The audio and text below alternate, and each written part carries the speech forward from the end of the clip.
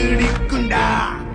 எல்லாம் முடிஞ்ச பின்ன எரிய போறோம் புதைய போற சொர்க்க நரகம் போனதுக்கு சாட்சி இல்லடா. இந்த நொடி இருக்க வாழ்ந்துக்கோ, நேரம் நல்லா இருந்த வாழ்ச்சிக்கோ. எதுவும் இங்க சரியும் இல்ல தவறும் இல்ல போடா. Na na na na na na na na na na na na na na na na